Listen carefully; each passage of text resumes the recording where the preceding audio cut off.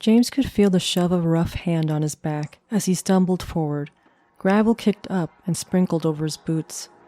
There was laughter surrounding him, occasionally the chink of glass and a puff of smoke. He smelled steak and sweat on his escort, who continued to propel James forward. James's ears and nose had gotten finely acute since he wore a blindfold most of the time. The hot pot sense of body odor, alcohol, and decay clouded his nostrils, and he grabbed his nose to staunch the smell. The rough hand pushed again, and he tripped over a step. He instinctively pulled at his blindfold, but someone slapped his hands away. James noticed the noise level increased, and he knew he had entered an establishment, most likely a bar. Ragtime played in a corner while people laughed and talked raucously. A hand on each shoulder steered him around people and what he believed were tables and chairs. He placed his hands on each item he passed, memorizing the trail. His body swung as he was lifted into the air. He was being held like a baby as the person carried him up a staircase, their feet thumping. He realized that being held almost felt comforting, if only one of his parents held him. James was placed down and he could hear rapping on a door. The door swung open with a swoosh of air against his cheek. Rough hands on his back guided him inside, then the door closed. James felt his heartbeat increase. He knew what was coming next. He hated what he was and how he was used. At 12 years old, he had killed so many people that he had lost count. James was the bringer of death. At a young age, he learned of his curse. It wasn't until he had fully developed his eyesight that he began killing. At first it was insects, then a few cats and dogs. When it dawned on him that it was his eyes, James kept them closed.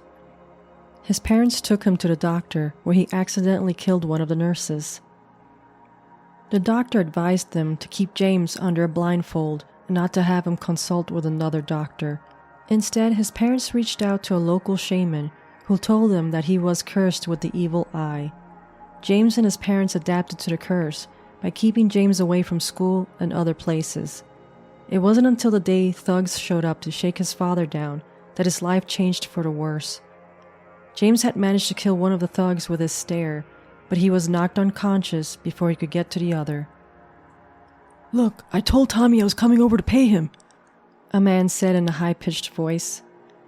It always started this way, the begging and the sobbing. James was sick of the people trying to convince Tommy's thugs that they were good for the money, that the majority of the time he wanted to skip to the part where he kills them. "Oh yeah, when was that?" Rough Hands, also known as Brutus, asked. Unlike James, he enjoyed this part. He got off on how weak the debtors would get. "Last week, I'm pretty sure last week," the man said. James recognized the shift in the man's tone. It was hopeful. He could imagine a man shaking his head. "If that's so, then why am I here?" Brutus said. James could sense his large frame shifting. He was getting closer. I don't know, I swear I did." The panic was back in the man's voice. There were staggering footsteps, a fist making contact with skin, and then stumbling back onto a table. James deduced that Brutus had punched a man. "Please don't kill me, I have the money." "I'm not going to kill you," Brutus said, and James could feel his calloused fingers on his temple, ritualistically preparing to remove the blindfold. "Oh, thank God," the man said. "James here is going to kill you." "What? Your son?" James felt a pang of surprise and anger. Brutus was nothing like his father. He knew nothing of kindness and love. He was the one who had snuffed all of that away. "He's not my son. He's Tommy's errand boy, but not the usual kind," Brutus said, and he ripped off the blindfold. James blinked as he took in his surroundings. He was standing in the middle of a small room with a metal-framed bed and a side table with a kerosene lamp on the side, and an open door leading into a bathroom on the other side. In front of him was the knocked-over table and a small man. The man's eyes were glazed, and he peered at James, the corner of his lip quivering. Sighing, James stared at the man. The man's body stiffened violently as if he was stabbed in the back. His pupils rolled up, disappearing, leaving only the whites of his eyes. Raising his arm, his fingers curled past their limits, the knuckles cracking under the strain. Blood streamed out of every orifice, eyes, nose, mouth, ears, and even his backside, the blood pooling between his legs. The man collapsed to the floor. He spasmed like a fish out of water. Brutus walked past James, dropping the blindfold, and bent down to his one knee to check on the man. As James picked up the blindfold, he watched Brutus examine the body for a pulse. His fingers barely touched the man's neck when an arm reached out and took hold of Brutus's wrist. James saw a chance and took it.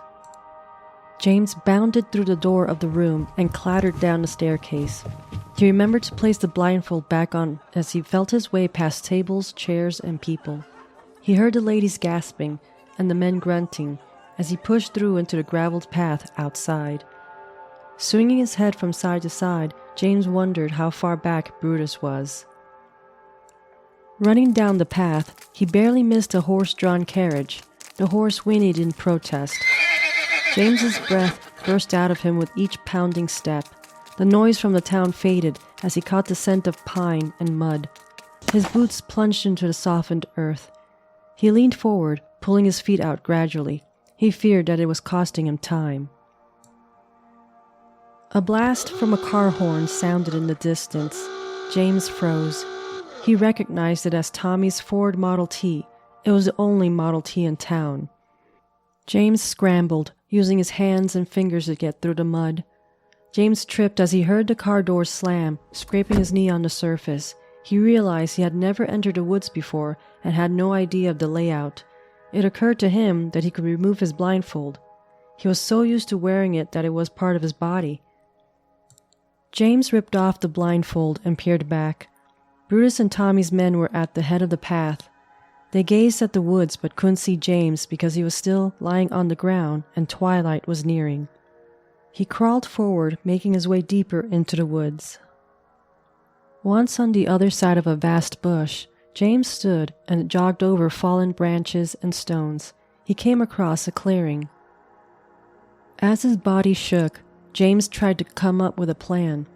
He could kill one, maybe two of the men, yet he has never been put in a situation where he killed a group of people.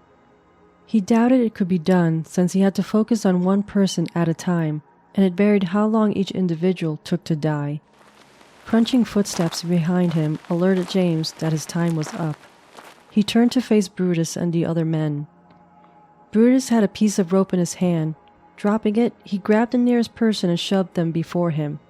The man convulsed and fell to the ground. The other men staggered back as they watched the man continue to convulse. James saw the gleam of a gun hanging off the hem of his pants. Brutus had turned his back to him and was slowly approaching. The other men followed. Without hesitation, James ran and skidded along the ground, bumping into the dead man. He took hold of the gun and aimed. 4 men fell, and another 2, along with Brutus, remained. Brutus was stomping towards him like an unmanned steamed train. James rolled to the side and fired. It landed on the face of another man as Brutus plowed past James. The last man standing stumbled out of the woods. James saw Brutus turn back, his eyes closed. He pulled the trigger, but it bucked. No bullets were left. James crab crawled away from Brutus as he gained momentum, his arms swinging in front of him. James thought to throw the gun at Brutus. The gun smacked into Brutus's groin area, and he jerked, shoving his hand down between his legs. As Brutus bent over in pain, James staggered to his feet and took Brutus's face between his hands. Pushing Brutus's eyelids up, James stared into his eyes. The memory of the day his parents were killed came back to him, along with rage and hate. It seemed to pour through and out of his eyes like a snake slithering into Brutus's skull. Brutus's pupils disappeared into his head, and he shook violently. James had trouble holding on to his head, and he let Brutus's body fall, keeping his grip on his eyelids. Blood poured out of Brutus's eyes, nose, and ears. His mouth opened and a gush of blood tumbled out. James stumbled back and watched as the last remaining convulses shook Brutus. "That's for my parents, you son of a bitch," James said, wiping his hands on his pants. Before leaving the woods, James grabbed a gun from one of the dead men.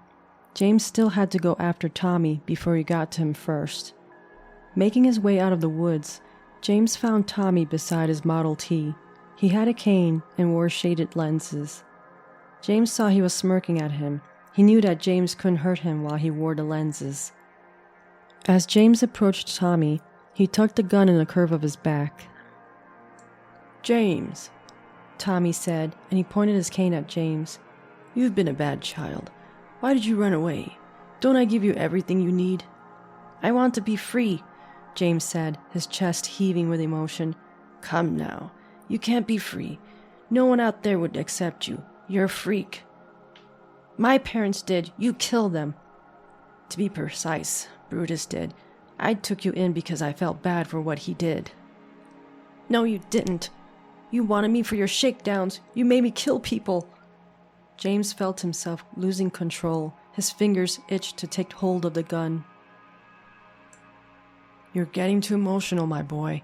Come, we will have dinner and talk some more," Tommy said, and he reached out for James. "I'm not your boy," James said as he pulled out the gun. Taking aim, he pulled the trigger. Tommy jerked back. His cane dropped to the ground. On his back, blood began to spread on his shirt and vest. Tommy sputtered, and his eyes fluttered shut. James bent down and picked up the cane and shaded lenses. Placing the lenses on, he entered a Model T. James returned to the childhood home for the first time in years.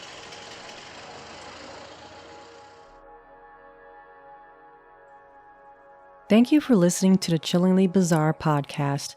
For bonus content, check out chillinglybizarre.com. This was Season 3, Episode 3, titled Evil Eye, and it was written by JDW.